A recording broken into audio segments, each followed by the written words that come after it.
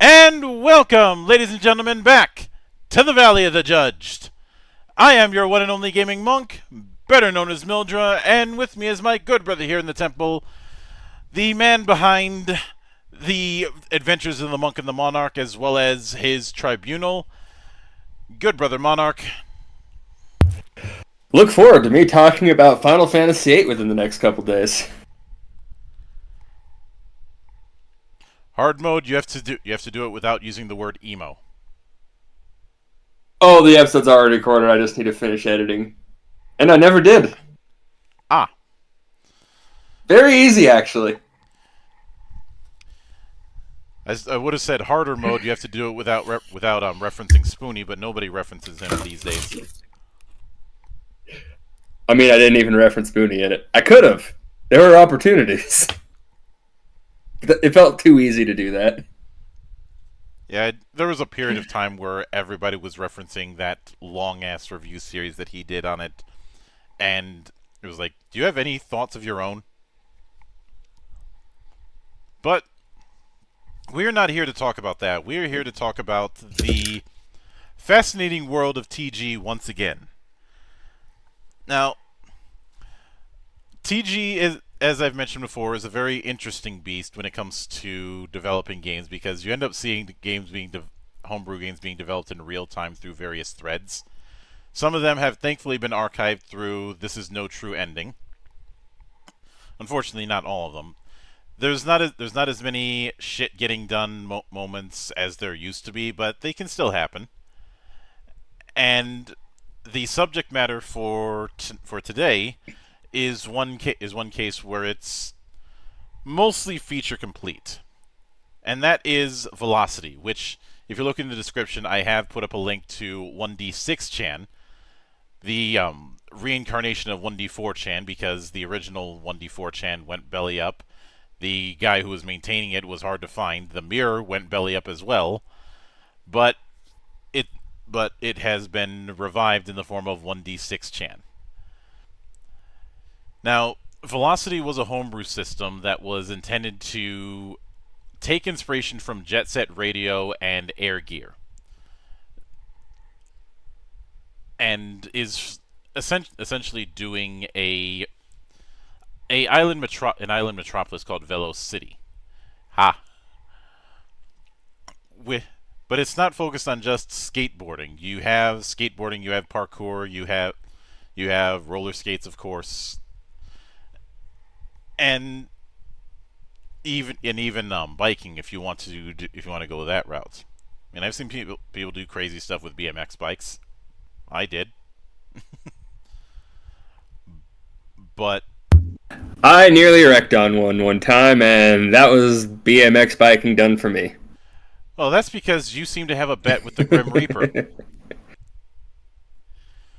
But that's why I stay home all the time. The original version had a bunch of ideas and a bunch of content, but then things died down because of a bunch of messy-ass rules, as well as multiple sets of rules, and it fell into homebrew limbo. It wasn't quite dead, but nobody was expecting it to be completed. Then, back in 2013, a new design doc appeared. Reworked from the ground up, save a few mechanics, and the whole thing was overhauled. And it's that version, which was maintained by Mr. Blue Sky, that is the version that ended up sticking around. And of course, this is still, at the end of the day, a fan project. Although, I've often told people not to sleep on fan projects. Especially when it comes to this kind of thing. Yeah, because as we determined in our Something to the Sky review, I forget the exact name. Dive into the Sky. Dive into the Sky. You can find some really interesting ideas for mechanics there. Mm-hmm.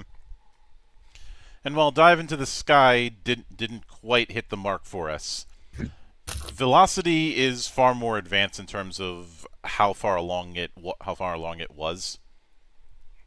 and it does still have a somewhat active Discord. I say somewhat because I do have to grade these things on a curve. But the point is that if I was to pick up Dive into the Sky and run a one-shot out of that, I would have to do a little bit of legwork. With VeloCITY, I'd still have to do some legwork just because it's me, but not nearly as much.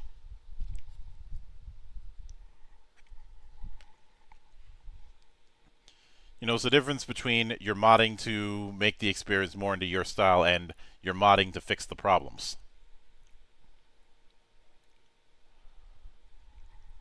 But of course, now the PDF does link to the 1D4 chan page, but again, use 1D6 chan instead. That's what I'm linking here. It also links a couple of internet radio pages for Jet Set Radio's soundtrack. Although I think those are out of date because I think we need to add stuff from Bomb Rush Cyberpunk and Lethal League now that those games are out as well. And, you know, same composer. But I will note that this thing, even though it's only 79 pages, does one major thing that even fully produced PDFs don't want to do. Bookmarks and hyperlinks.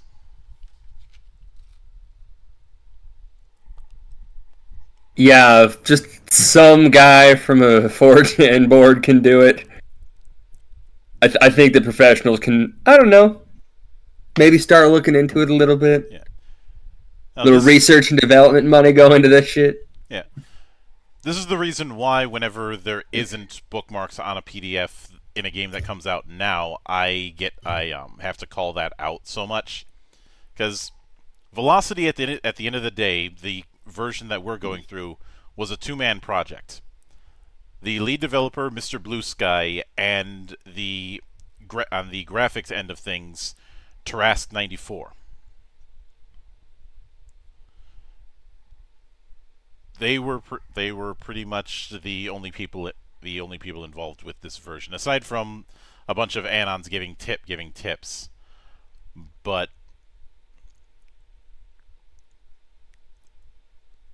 it after a weird blank page, I'm guessing that was an artifact. We opened with a bit of a blurb called "Welcome to VeloCITY." I am not reading that off, but I do appreciate that it is a legally distinct version of DJ Professor K.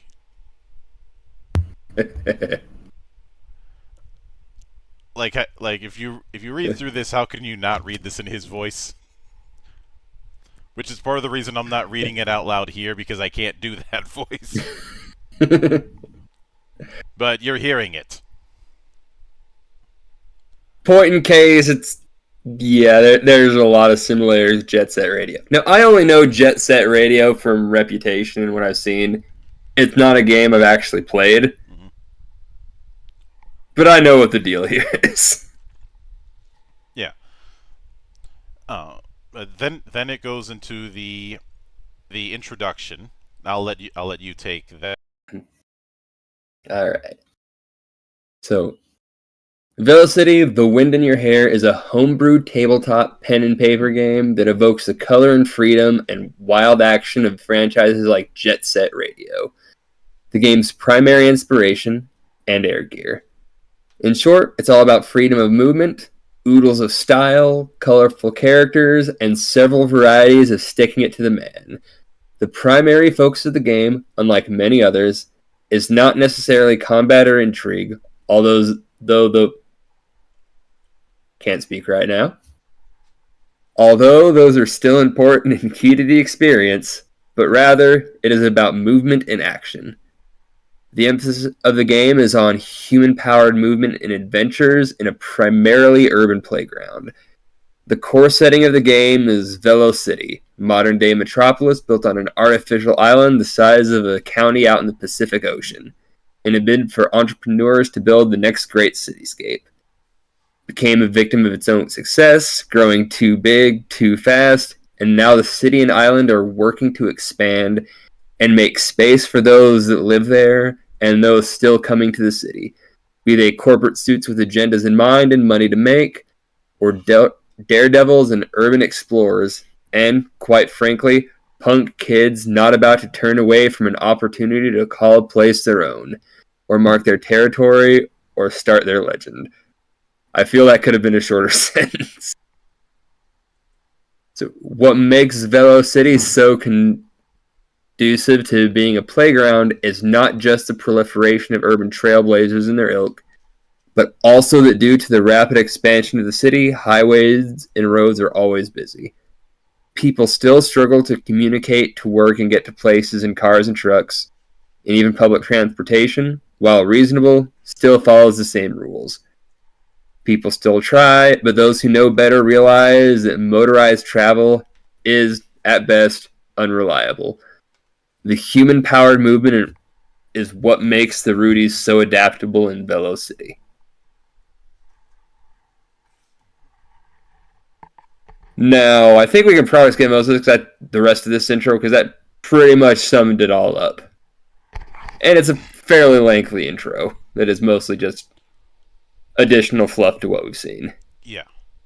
After that is a short story called Auditions, which I'm going to be skipping. And then we get into characters. Be who you want to be. Before we go any further and discuss the core mechanics of the system, we should first understand what makes a character a character. By knowing who a player character PC is, and how well he or she can perform actions, we can better appreciate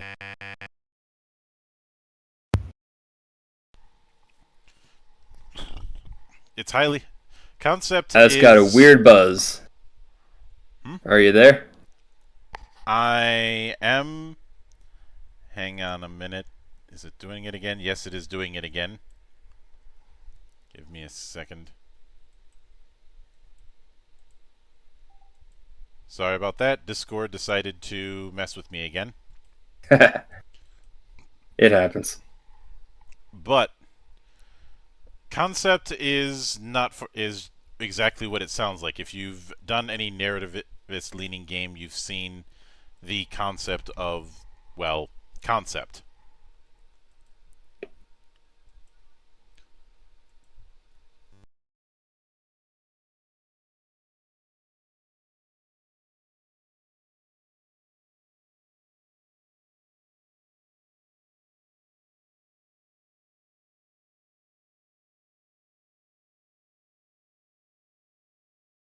Brainy bookworms to colorful free spirits, these stats best mechanically reflect those ideas.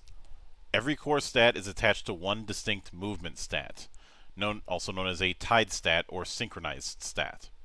These four movement stats are, generally speaking, the four most important stats that govern your overall mobility, and they are directly synchronized to their respective core stat. Your movement stat is always equal to your core stat. In addition, every stat has four unique substats, alternatively known as skills. These are more specialized details that project a more comprehensive picture of how a person's stats can be represented, as well as degrees of professional training or otherwise inborn talent. Stats represent your character's innate ability, and your substats represent specific training, talent, or know-how to actually unlock that ability.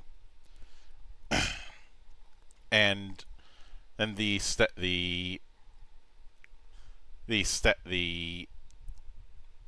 and movement stats are: first we have body, which is tied to strength, and the skills for that are stamina, resilience, coordination, and brawl. Then we have speed, which is pretty self-explanatory, which is tied to agility, and the associated skills for that are reaction, aim, stealth, and larceny. I don't know why I'm just tickled by the fact there's a skill called larceny.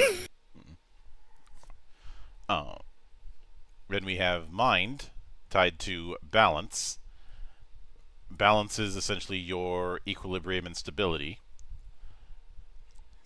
whether stationary or in motion.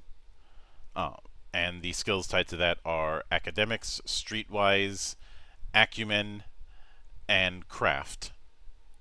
Acumen is meant to represent timeliness and accuracy of logical and reasonable thought processes.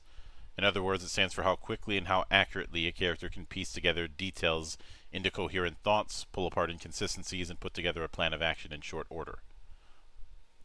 And last of the four is soul, which is meant to represent how alive/real a person is. The tied stat is grit, and the associated skills are art, awareness, charisma, and willpower. And then we have power level. And I'll let you take that. So an average human stats are measured on a scale of 1 to 5. 2 or 3 being the average, 1 or 2 low, 4 or 5 high by human standards. Substats are similarly measured on a scale of 0 to 5. A value of 0 does not mean the person is incapable of performing actions related to the substat, but rather represents the overall baseline or being otherwise untrained in that skill.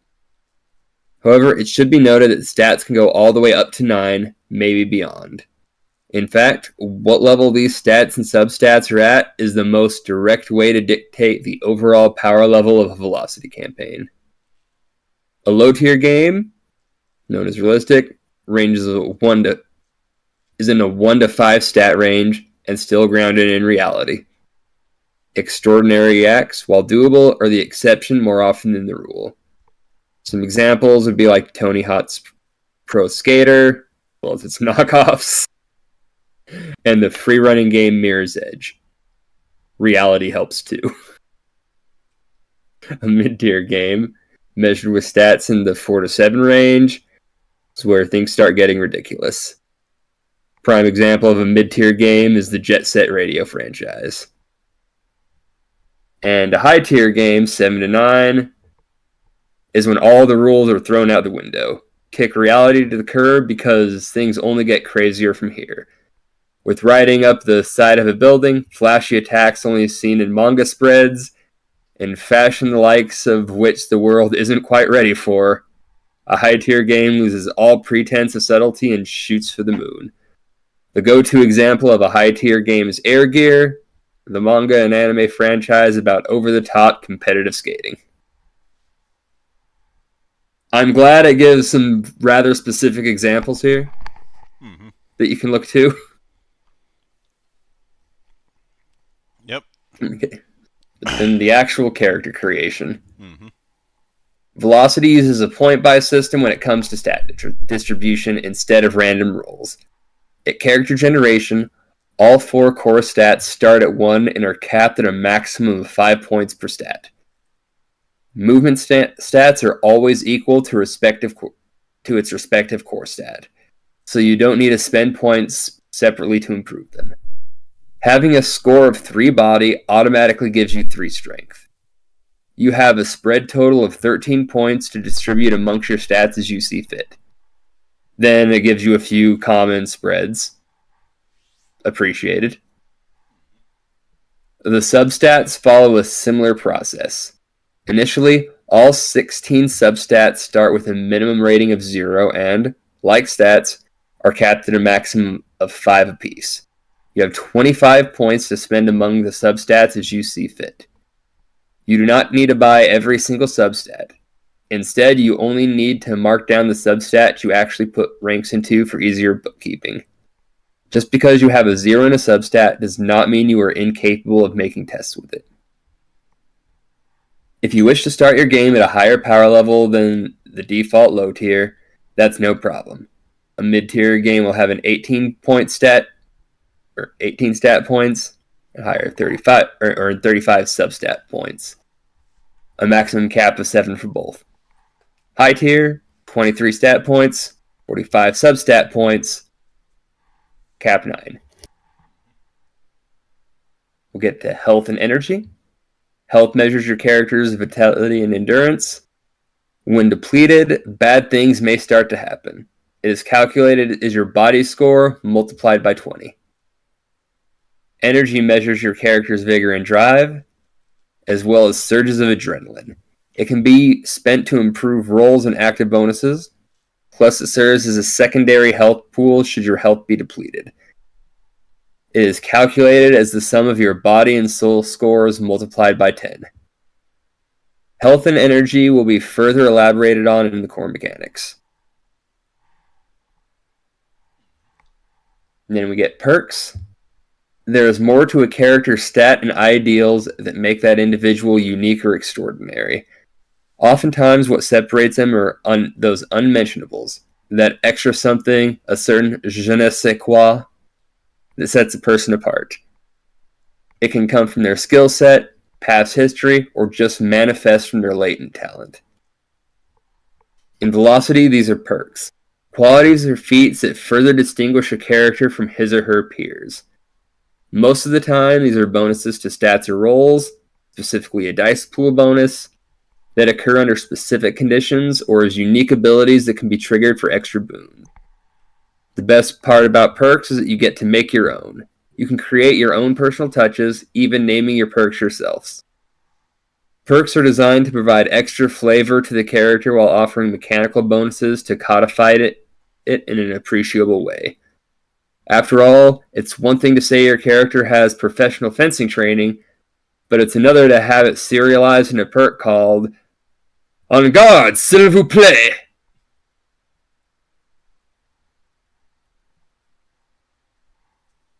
But that which will grant a +1 brawl and +1 reaction to parrying towards direct combat checks.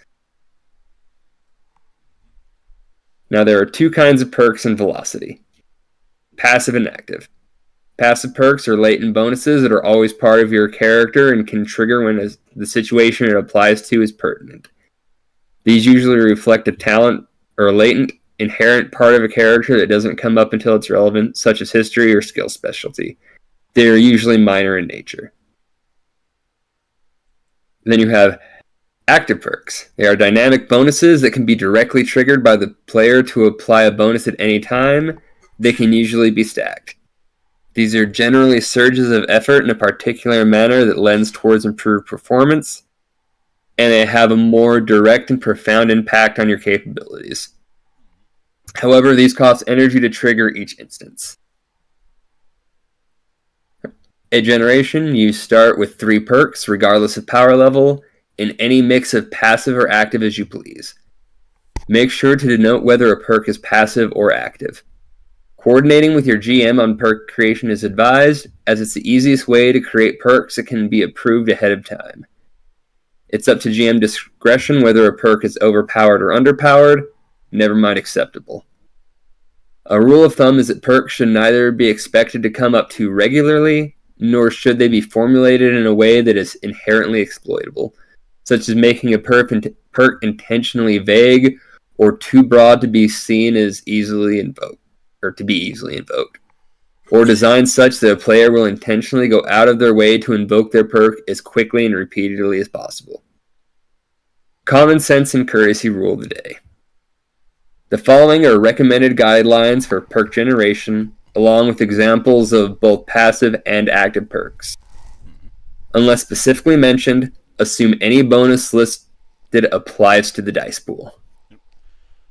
So we have these in 3 categories. The first being small bonus to an action-related combat, dynamic, etc. test. Basically, ones that require a certain condition or conditions to be met.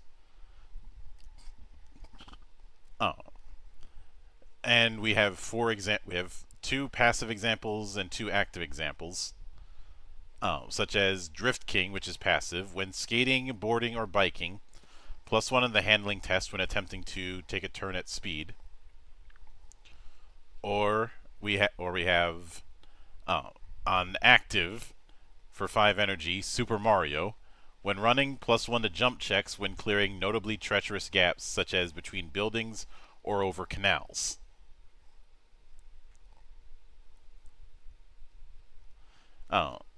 The second category is stat/substat bonus towards a specialty or skill. These are generally applied in non-dynamic scenes, notably scenes without combat. They're the closest thing to skill bonuses than anything else. One example would be Nothing Moves the Blob, which gives +1 balance when resisting an active opposing force, costs 5 energy. And then moderate bonus in specific infrequent circumstances, which most directly represent you. An example would be Queen of the Opera, which is a passive that grants +2 to mesmerize an audience during and to subsequent social roles after a singing performance. I'm glad that these examples are here. I do think I do kind of wish there were more, but this is a decent spread for what we're dealing with relatively. Because this could easily be a make out the perk kind of thing without proper guidance. The only bit of guidance I would have gone further with is what might determine a energy cost of 5 and what might determine energy cost of 10. But that's really it. Yeah, considering this is just a free document, I think this is just fine. Mm-hmm. I do agree a little more would have been nice, but Because this is one of those. I know I bitch about guidance a lot, but this is one of those things where that could potentially be a problem. yeah. But after that, it goes into being a mover. Movers are the types of player characters, specifically using the 4 types of human-powered movement. I do like that it notes do not confuse movers as classes, as that term is far too narrow for what takes place here. So the four types you have are runners, who are basically parkour experts. And it gives the runners the best because it is the most versatile of all the movers. It is the worst because it has the slowest land speed of all the movers. And you're gonna see that best and worst with all 4. With skaters, obviously roller skates, rollerblades, you get the idea. They're trickmaster, tending to show off more than others, but they're arguably inefficient. And we have boarders, skateboarders, can also encompass longboards, surfboards, snowboards, and so on.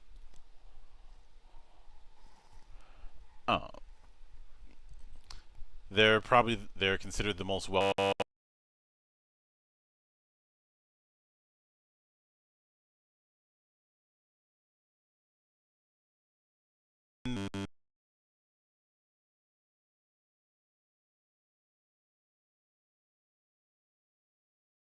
Your voice went kind of distant sounding on me there. How about now? Again, sorry.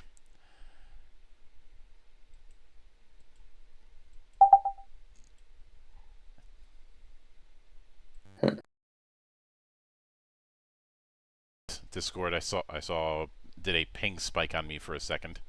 Fixing an issue because I'm not hearing you say anything. How about now?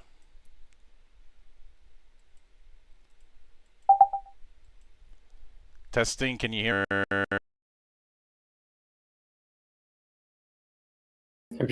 There appears to be some form of technical issue.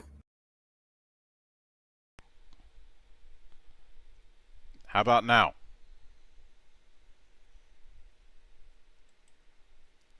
I think the technical issue is on your end now. I can now hear you. There we go.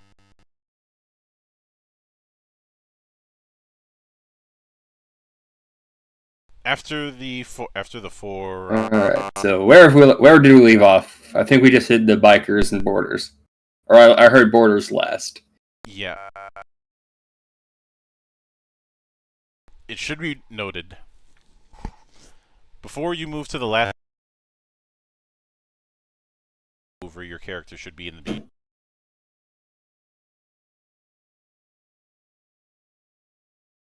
Efficiency with the other methods of movement.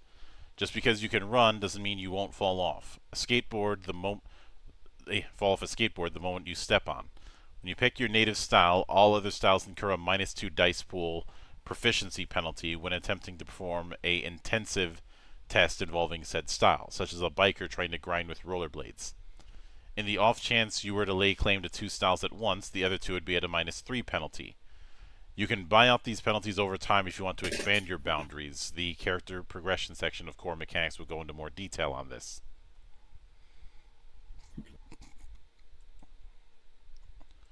Which is kind of why there's a minus 1, 2, 3 on the character sheet. You can pick one and be slightly penalized in the others, or you can pick two and be more penalized in the others.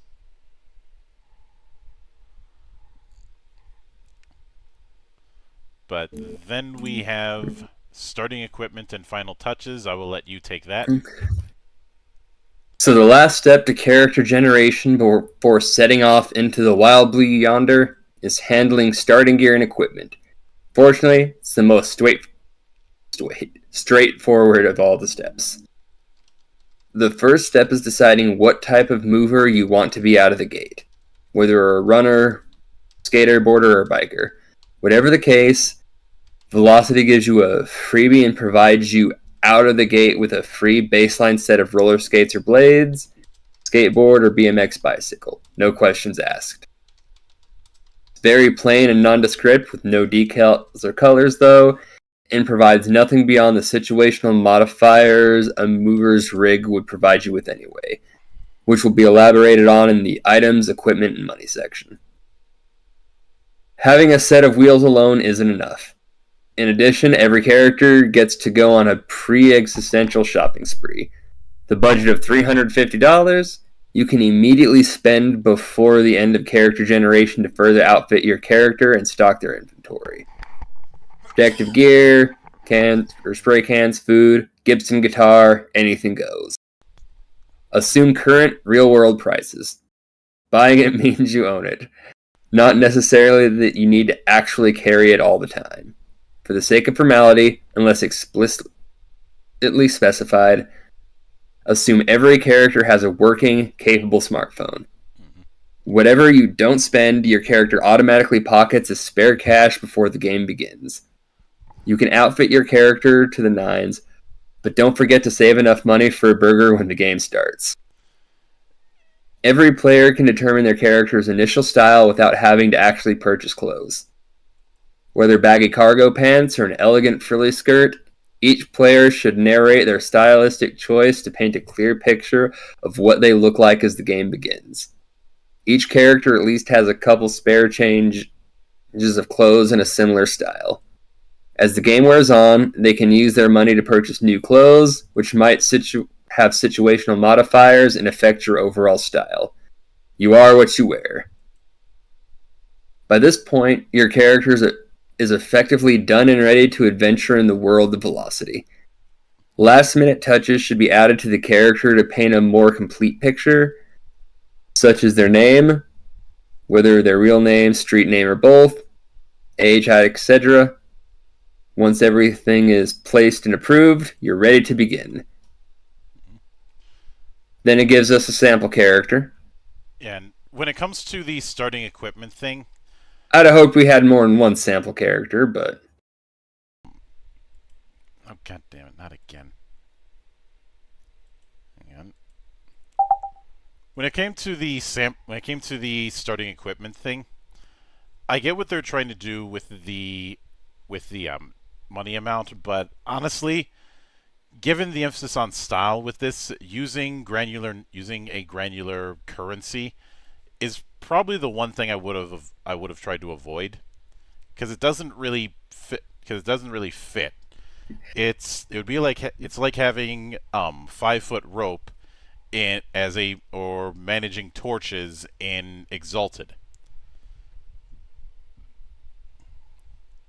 I mostly found it funny using existing prices. That $350 ain't getting you what it did when they released this PDF. I would have go second. God damn it, not again. As I was saying, that's why I think going more abstract is the better approach. Yeah.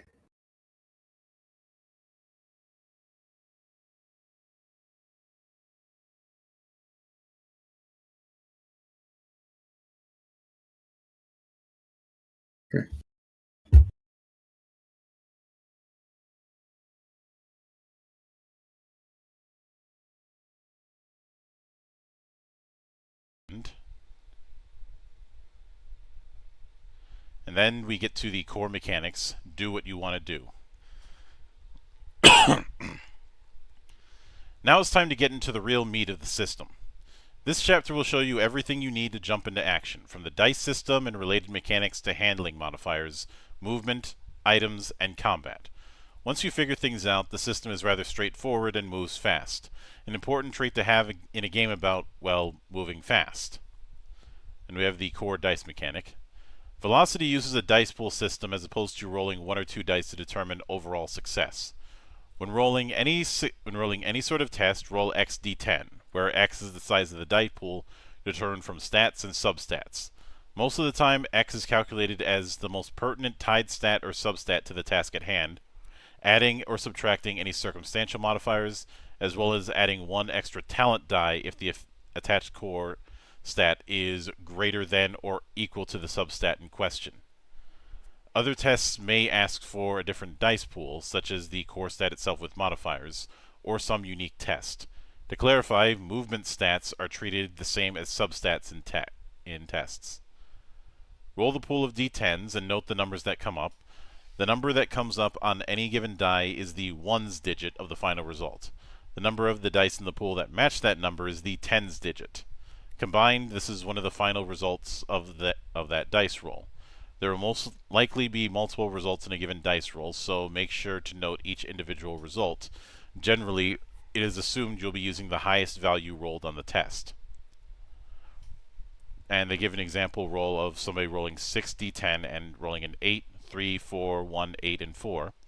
You could take the 1, 1, that'd be 11, the 1, 3, that'd be 13, the 2 4s, that'd be 28, or 24, or the 2 8s, that'd be 28. This is basically the same river system that's used in, say, Weapons of the Gods, Legends of the Wulin, and Lone Wolf Fists. But then we have types of tests. There are 3 kinds of tests in VeloCITY: a success test, also known as a static test, a dynamic test, and extended test. Success is you're going up against a DC. 10 is considered easy. Although actually no, what 10 would be DC 10 being easy in like D20 I can see, because there's a 50-50 chance.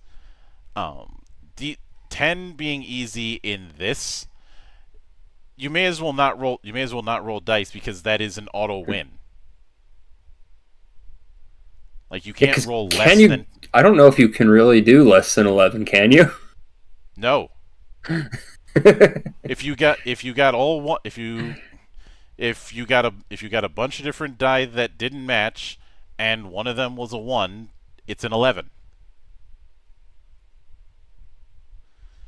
And obviously, in this kind of thing, 10s would be read as 0s. So you could roll a 10.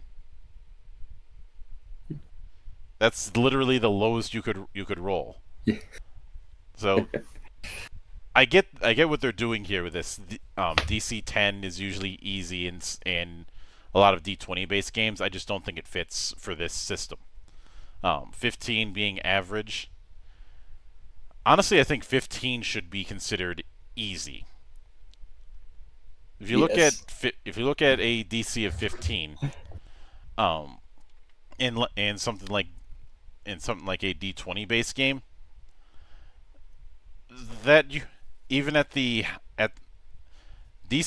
it's gonna be around it's gonna be at least 25%, and at most 50% in something like, say, Pathfinder. It's only going to be 50% if you've got a +5 in an attribute and no other modifier, or just a +5 in total modifiers. Period. Attribute or skill isn't going to matter for the purposes of this. And in the same vein, 20 as a hard.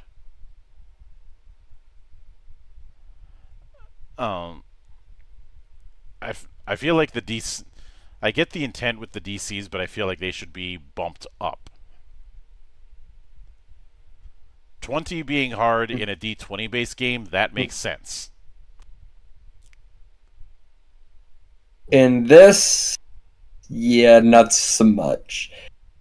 Now, this is a weird one because I can't even like just immediately off the top of my head tell you what these odds are. Where like a D20, I could usually pretty quickly give you a decent guess at the odds in math. It is harder to determine odds when you're dealing with a die pool, especially one that is as A die pool that's not using addition or subtraction. It's using multiples of rolled numbers to determine what happened or the result you get. You're and not doing math to come up with these numbers, basically. yeah. Well, I mean, technically you're doing math, but not the kind of math you would expect. Hmm.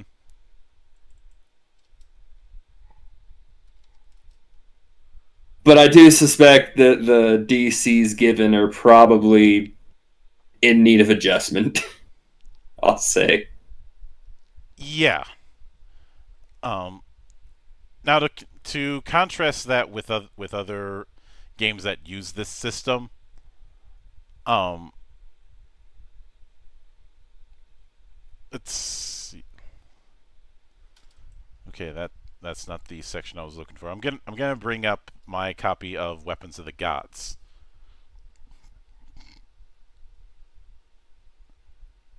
Just as a kind of baseline. And have I lost you again? Um,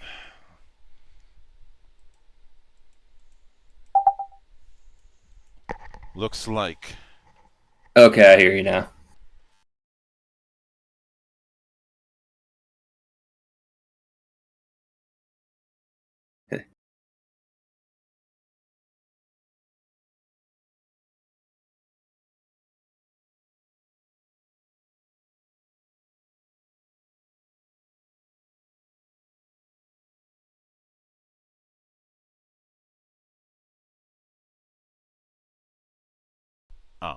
In Weapons of the Gods. Um, based on. Actually, let me. I forgot how frustrating to navigate Weapons of the Gods' core book was. So bear with me. Okay. So here's how they had it. Trivial 5 to 10. Simple 15. Everyday 18. Moderate 20. Hard 30. Legendary 40. Impossible 60.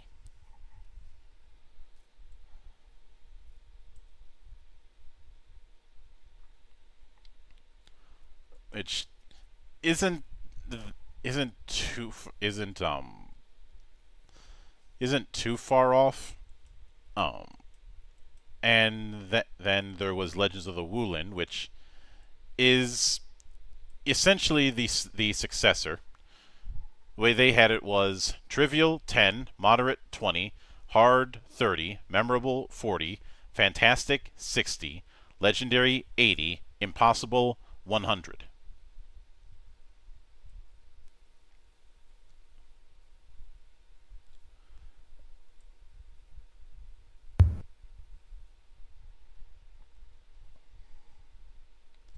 And I know that success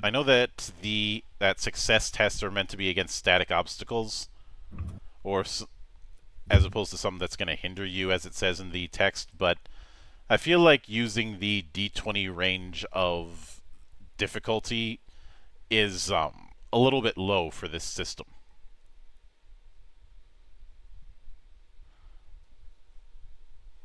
Although truth be told, I'd probably would do things as contested rolls, and so it's not about how high you roll, but rather degree of success.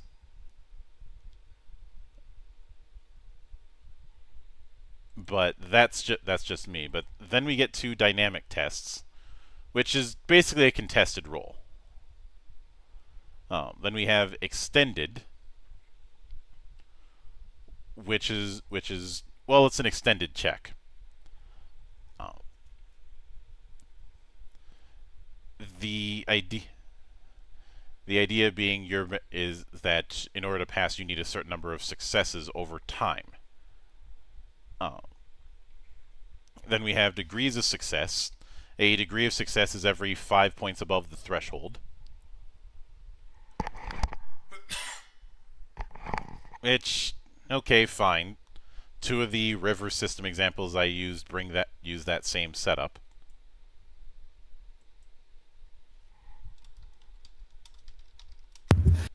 The weird way the dice rolls here makes it kind of hard to just judge on the fly if I'd say this is a good way to go about it or not. Now the 5 points, I could kind of see that. I might end up going with 10 just to make it simpler and just give a boosted effect to each degree of success. Yeah. And of course, there's also degrees of failure. And the big reason I'd go with 10 is because we're already using a largely rule of 10 system as it is.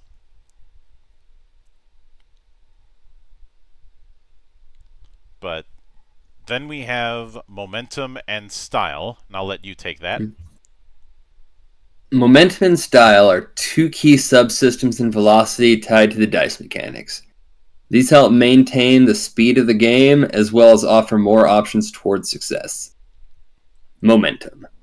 As you can tell, you can have multiple results in a single test, and some results are impressive enough that it would be a shame to lose them and never see them again. That's where momentum comes in. Momentum lets you store one result from a test to use later in the scene. At any time a test is called for, even after you make the roll, you may spend your momentum and use the stored result instead. This will empty the momentum and allow you a new set to be stored. At any time, you may choose to dump your momentum so that it may be filled with another result later. Momentum must be empty if you wish to save a set. You cannot overwrite an existing set. Also, you cannot both dump a set and save a set in the same action. Furthermore, momentum does not carry over between scenes. It only applies to the current scene and empties itself at the end, so use it or lose it. If you wipe out, you lose your momentum.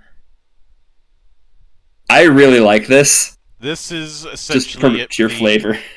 This is essentially the river system from Weapons of the Gods and Legends of the Wulin. The only thing that I'm kind of iffy about is that you only have one slot. Now, granted, you can fill that slot with a full set, but it's still only one slot. Whereas the other games I mentioned, they can have up to 5. You start out with only one slot, but you can gain more as you develop. I'm not too worried about that. It's a pet. I get the impression it's just fine in this system. But yeah, we'll move on to style. In a given routine, an individual can bust out several great tricks. And as time goes on, they slowly work themselves into their own groove, their flow becoming evident as time goes on. Finally, at some point near the end, they burst out this monstrous trick in an explosion of energy and style that makes everyone's jaw drop and incites the crowd into a frenzy. It is, after all, the hypest shit. This is represented as style, and it relies on degrees of success. When you pass a given test and score at least one degree of success, you have two options. Either use the successes given on the test at hand, or save the degrees of success by not applying the success to the test at hand, but rather converting it into style, effectively bankrolling the degree of success to be used later. A degree is worth 5 points spent to improve a roll, since the degree of success is measured by 5. This style is stored and continues to accrue every degree saved into it. Style can be generated from most anything as long as the GM figures there is flair to be had. The most common source is from pulling off tricks, but style can come from anywhere, such as stylish dancing, stylish writing, even stylish cooking or stylish eating.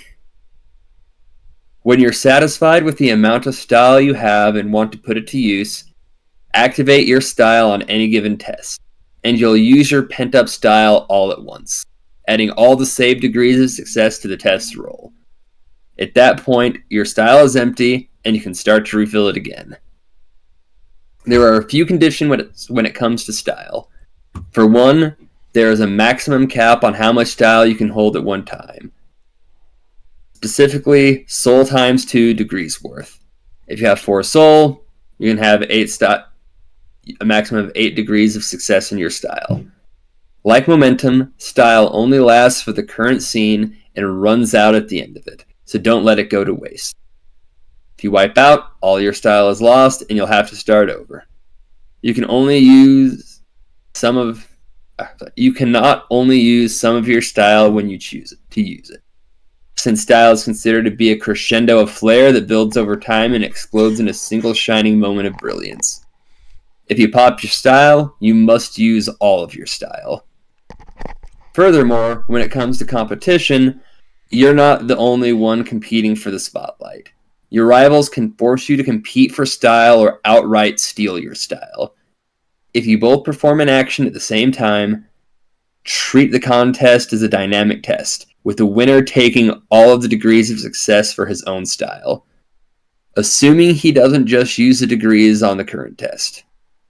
Also, if your rival scores degrees of success on his test, he can choose to either save it for himself or directly steal that many degrees of success from your style pool.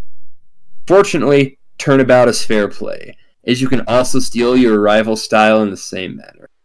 All's fair in love, war, and hype, after all. Keep in mind that style can only be stolen if the opposing party has style to give. Now, style, in the way it's done here, this I actually like. And admittedly, I would still go with a rule of 10 than a rule of 5, but other than that, I'm perfectly fine with this. It also puts a degree of risk in contested checks.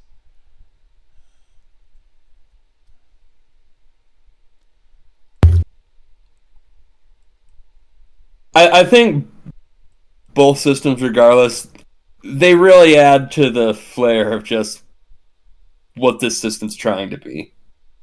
Mm-hmm. So just for that, I like them. Yeah. Then we have health and energy. Health represents your vitality and resilience and is reduced by the actions of those outside you. If you take damage from someone or something, usually either through combat or taking a nasty spill, you suffer damage to your health. Health is recovered more slowly than energy, tending to wounds and aches. By default, health naturally recovers at a rate of body plus resilience points between scenes. Dedicated rest or eating will speed up the rate of recovery. If you suffer a particular injury, like a broken bone or similar, this can reduce the hard limit of your health before you fully heal. If you run out of health, you'll be placed in a precarious situation. Energy, on the other hand, represents your character's vigor, drive, and adrenaline, and is impacted through actions that you perform rather than the world acting upon you. Beyond triggering active perks and other uses, the primary use of energy is to supplement the result of a dice roll on a 1-to-1 basis. 1 point of energy would equate to 1 point added to the final result. For example, on a DC 20 check, if your result is 17, you can spend 3 energy to bring it up to 20 and pass the test. Initially, you can only spend a maximum of body plus stamina energy in this way per turn. 5 body and 5 stamina means you can spend up to 10 energy per action. But as time goes on, you can spend more. In a mid-tier game, you can spend up to body plus stamina plus 5 energy, and high tier, it's body plus stamina plus 10. Energy recovers much more quickly than health, usually at the end of a scene or after a minute remaining idle. Certain consumable items like energy drinks can augment your energy reserves. A very important distinction to make is how to treat spending energy in your campaign, as this can greatly shift the overall style of the game. As GM, you have to decide whether a user is able to spend energy before a test or after a test. If a player is only able to spend energy before a test, then they must effectively wager some energy in order to improve on an impending test, win or lose. They will not be able to spend energy after the test, so what they roll is what they get. On the other hand, if a player is able to spend energy after a test roll, they can better ensure potentially passing a test and continuing the action without any hangups, especially since they know how much energy to spend to pass to improve on a test. In short, you should choose to have energy be spent before a test if you want more risk in your games, or after a test if you want players to feel more awesome on the whole by more consistently passing tests. So then we have damage. Whether taking a direct hit from a rival in combat. Wait a minute, didn't I or as a result of a nasty spill, didn't I read that already? Yeah, I kind of did. To resist damage, roll a resilience test against the incoming damage. In the case of falling damage from a vertical height, the resilience roll opposes height of the fall in meters times 3. In the case of wiping out at speed, resist against speed rank at the time of fall times 5. If both fall damage and wipeout damage are applicable, use both. You'll know a nasty fall when you see one, or feel one. Direct combat will be explained later in the combat section. Either way, whatever damage value is left over after subtracting the results of the resilience rolls applied directly to your health first. If there's no health left, or health runs out in the middle of applying damage, then the remaining damage applies to your energy instead. Fear not, however, just because you're out of health doesn't mean you're out of action just yet. As long as you have energy to spare, you can still function in the scene to a degree. Your energy becomes your secondary health pool, and you can still perform all your actions, but you will be at a persistent -1 dice pool penalty to all tests. This is represented as running on fumes, or your body continuing to function only because your spirit refuses to let you fall. The same applies in reverse. If you run out of energy but still have health to spare, you can still function but suffer the -1 modifier in all checks. This is represented as your character being totally gassed and exhausted.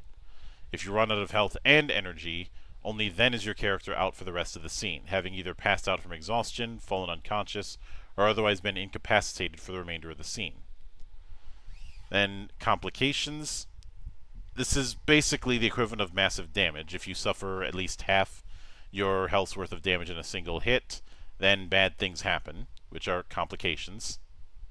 Depending on the source of damage, the GM or your rival determines what may happen to you. This can include getting stunned, getting impaired, or getting trouble. Then modifiers and DCs, which we kind of hinted at, so this is something that can be skimmed. A major bonus gets +1 to the pool. Minor bonus gets +1. A major bonus gets +2. And on the other hand, there's also the enhanced DC, which is essentially modifying the DC for a shift in difficulty. For a minor difficulty, 1 to 5. For a major, 6 to 10. And obviously the whole major and minor penalty modifying the dice pool.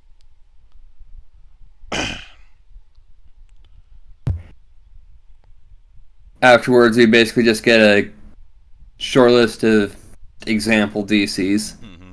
Then items, equipment, and money, which is exactly what it sounds like. There's also, though there is a bit of a side on consumables and some example prices for each. I feel like some of these should have been put in character creation, but okay. Yeah. And we do actually have money values for certain items listed. Mm-hmm. Now we're not really given like solid stats for what any individual item may end up doing for you. Mm-hmm. So this is kind of a justify it yourself kind of thing. That's why I felt with approval that of this DM. kind of thing should have been a bit more abstracted. Yeah.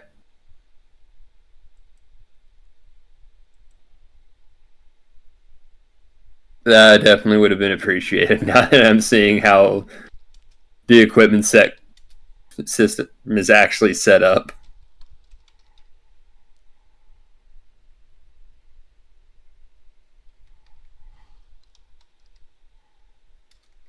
But from there, then, we'll get on to movement.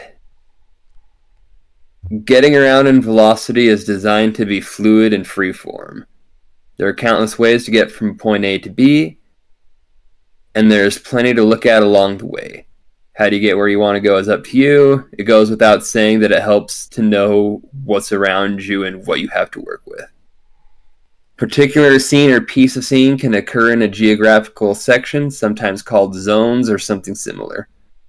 Zones can be as large or as small as narrative necessities, allowing for varied granularity. It can be a small stretch of street to an entire rooftop, to a steep sloping hill to a long stretch of sewer piping. These zones are attached to each other one way or another and flow into each other. There is a common detail between zones that allows a way to commute between these zones, such as roads, sidewalk, pipes, etc., often referred to as lines. Using lines, one can transition between zones. It falls to the GM to describe these zones as fully as possible, as any particular detail can be exploited by a clever enough player.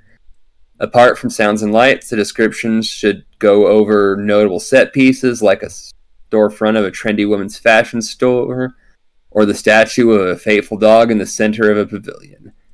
Further, these set pieces can serve as obstacles or landmarks, which may require a check to navigate around or use.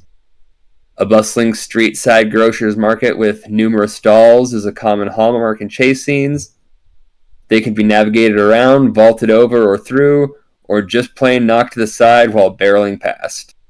You can throw crates of fruit in the road and force others to navigate around them or jump over them. All in all, a zone should be notable for its set pieces and points of entry and exit, no matter how obscure. If a player is clever, he can make his own exit by climbing to the roof of a building or clearing a particular gap. Mm-hmm.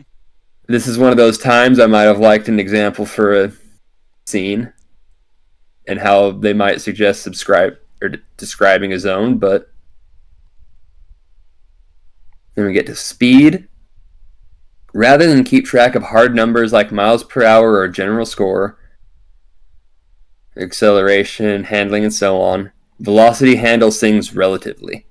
That is, rather than a hard speed value, your character's speed at any given time is measured on a relative 0 to 10 scale, each number representing roughly the equivalent speed.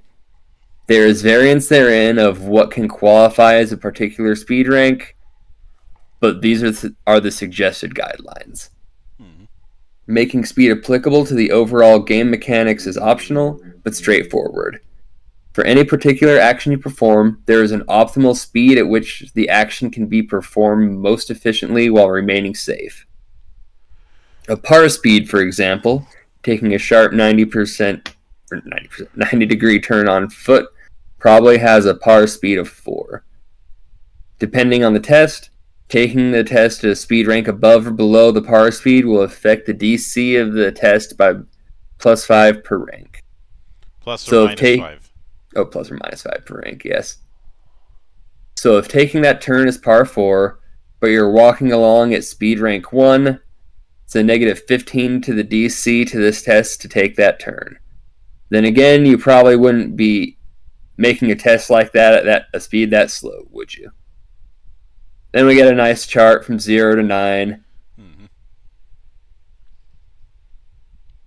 There's a bunch of different examples of what 0 is stationary. Running's range is 1 to 6. Skating's range is 1 to 7. Boarding's range is also 1 to 7, and biking is 1 to 9.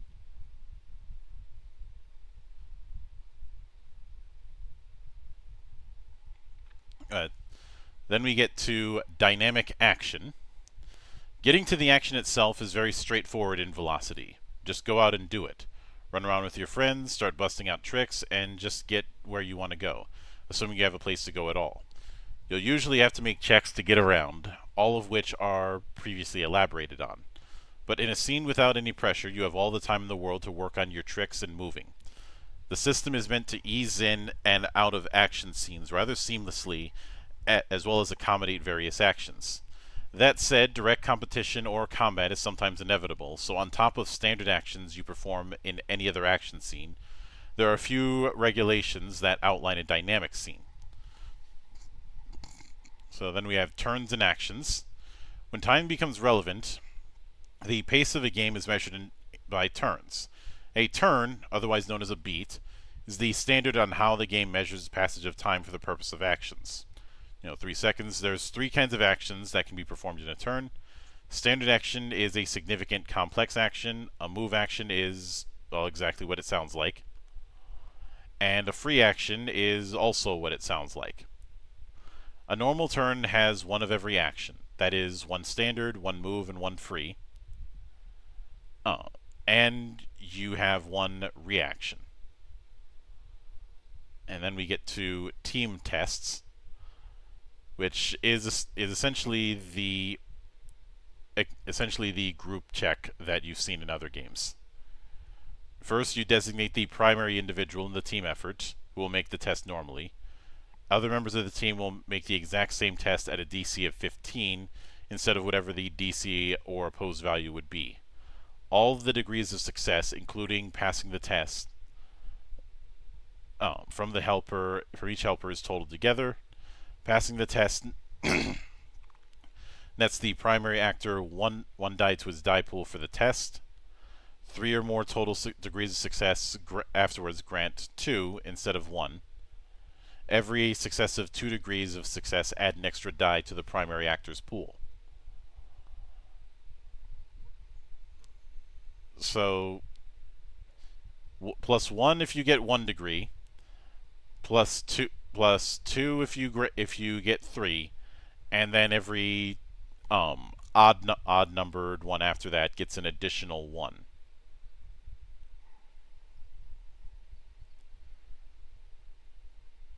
I feel like they could have been simplified by just saying, give the primary actor an extra die for every every odd number of the total degrees of success. Yeah, probably. Let's see, then opposition and combat. First covers initiative. Initiative is a reaction test, with the best scores going first and working their way down from there. You could also delay if you choose. If you've seen initiative, you know how this works. Yeah. We're not exactly reinventing the wheel with initiative here. Yeah. And effectively after that, the rolls are handled like the opposed rolls we were looking at earlier. Mm-hmm. You do an attack versus their defense. Defender can choose to either guard or dodge.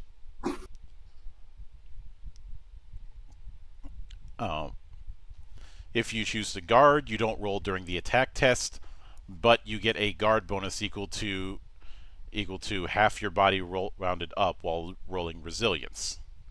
If you choose to dodge, you would roll reaction in the attack test, and if you succeed, the attack whiffs. If you fail, you resist damage normally.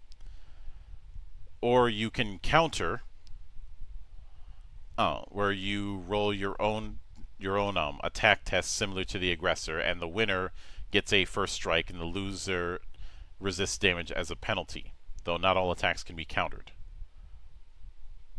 I do like this setup, but I do think there should be I feel like with some of them there should be a bit of a penalty, because I could see people looking at guard as the most useful of the 3.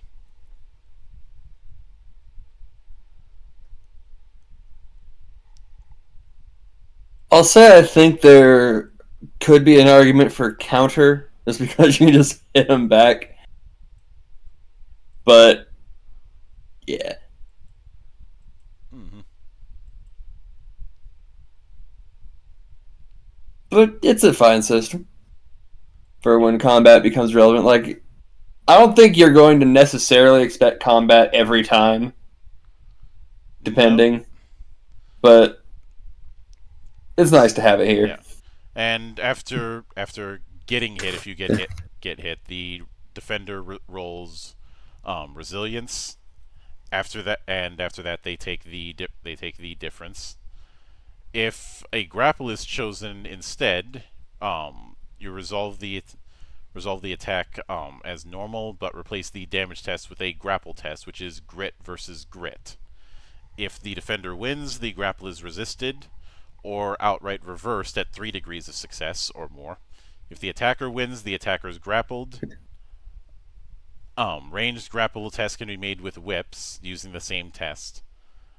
The grappler may then, on his next turn, choose to maintain with another grapple test, do damage by making a damage test as above at half damage, or throw them away or down with a strength versus grit test, doing damage similar to wiping out. As an optional rule, if either or both parties are engaged in the grapple or on wheels, make balance checks every turn to maintain the grapple, lest either party lose footing and flop over.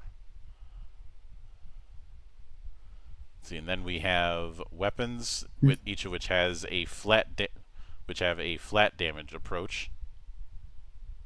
Flat damage, various ranges depending on the weapon. Mm-hmm. Then we have character progression. This operates on a XP as currency, in this case karma, which might give some Shadowrun players some flashbacks. But when I say XP as currency, I mean the GM gives out XP, you spend XP directly to improve stuff.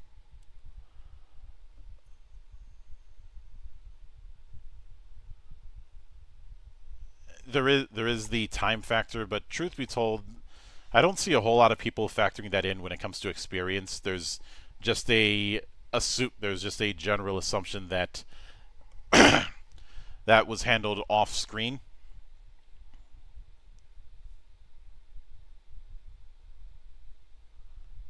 Oh. And I will say basically the rest of the book is mostly just flavor. Yeah, then we have about VeloCITY, where you want to go, which I do appreciate that the different factions that it has, and of course you have a decent map put up of all of the districts. Not a bad listing of NPCs. Mm-hmm. Oh. Then after that is the Game Master's Guide, which is largely campaign advice with a couple sample NPCs that you could use.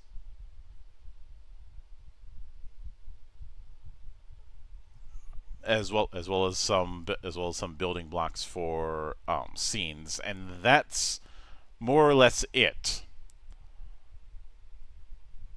So as far as what I think of VeloCITY, there's a few things I probably would tweak here and there. I'd say the two big things that I think if anyone returns to this could stand to be improved upon. A little bit of guidance when it comes to degrees of success is one thing. I'd say the other major thing has to do with actually, let me correct myself. 3 things. A few more perks couldn't hurt, and possibly abstracting the money thing. Yeah, that's.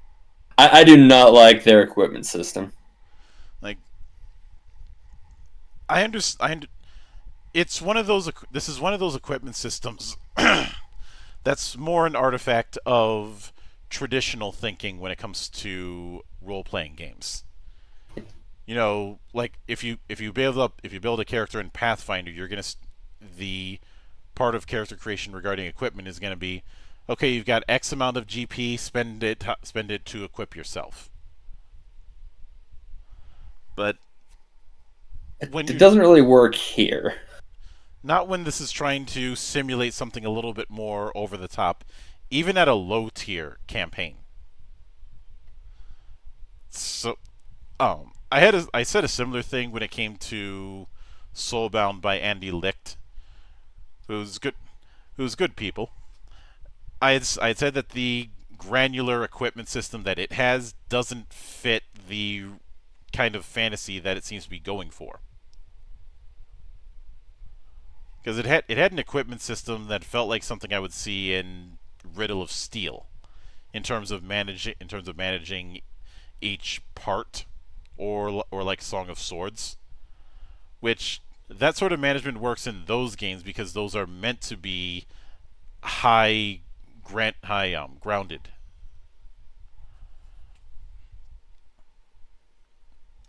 Highly grounded. Let me clarify it. This isn't Obi-Wan. Yeah. Yeah, whereas here, I don't see the point. I'm with you. Abstract it some more. And as far as how to abstract it, look at the wealth dot advantage setup that, say, World of Darkness and every derivative of World of Darkness uses. If it's at least 1 point below your wealth level, you can get it. If it's at your wealth level, you can get it, but you're going to lose 1 dot. That's it.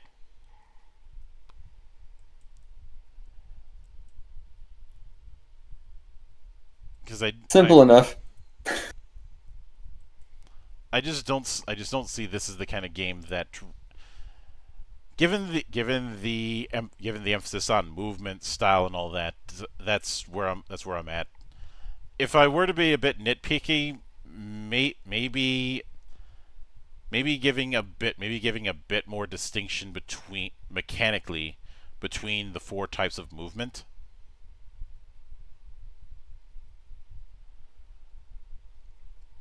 I could see that, but I'd almost not do it just to keep things simple, which seems to be what this is wanting to go for. Yeah, it talks about the Yeah. advantages and disadvantages of it, but the Yeah. system that's used is optional. So, what exactly is the advantage or disadvantage with each of the movement types? Yeah. That's kind of what I'm getting at. Yeah, that's why I said, like, I can see going for that. Again, it's not a big deal, I think. But, yeah. It's probably largely just because this was, again, a small project from the 4chan, or the D4chan boards. Not the 4chan, Or TG. TG, right. 1D4chan was originally the wiki for TG. Yeah. But if I'm going to put this in my particular review metric, I'd say Velocity would get a stamp of recommended. A few tweaks here and there, but that's not enough to bump it below that. This is if those who prefer something light or lean a little bit more beer and pretzels will have an easier time than those who think that the dungeon crawl is the height of gaming in the tabletop realm. You're wrong. I definitely prefer a game with more crunch than what this one's got, but if someone brought this, it's like, hey, you want to play a game or two of Velocity? It's like, yeah, sure. Mm-hmm. This looks like it'd be fun. Yeah. But that's Yeah, going to do it recommend it. for this particular episode. We'll be back with Curse Brand Chronicles next week. And if I'm not mistaken, let me check the schedule.